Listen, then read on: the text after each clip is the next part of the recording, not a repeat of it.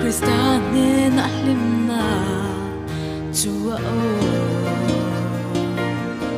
he ko vela mua na isong chinem lal Krista himwan na phong kim chu ani pan mai ro lal pa pan mai ro I pur song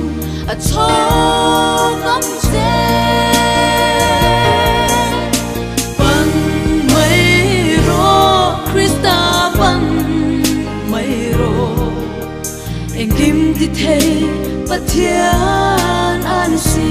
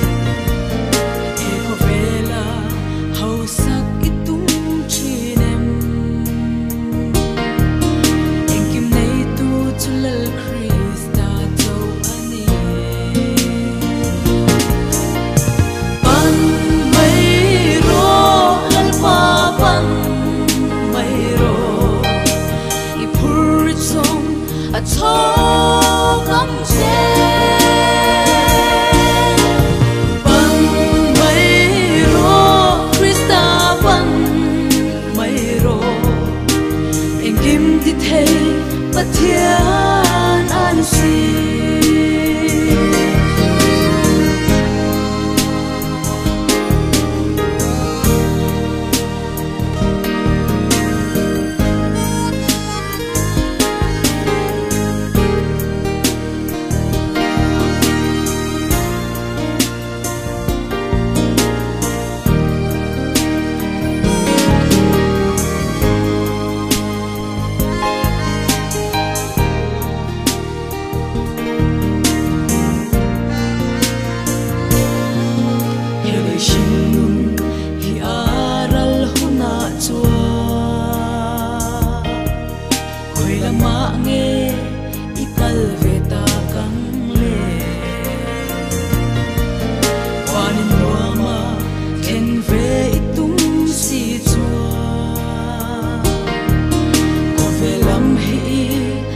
hoi ngam do nem ni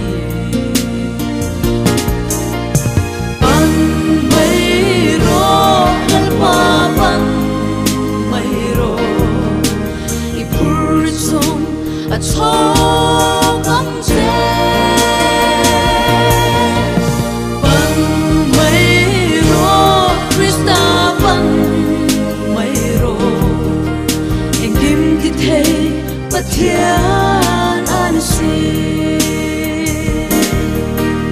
pan mai ro lal pa pan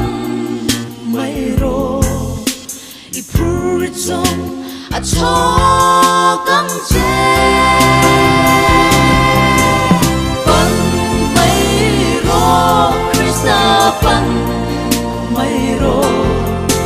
en kim ti thei pathian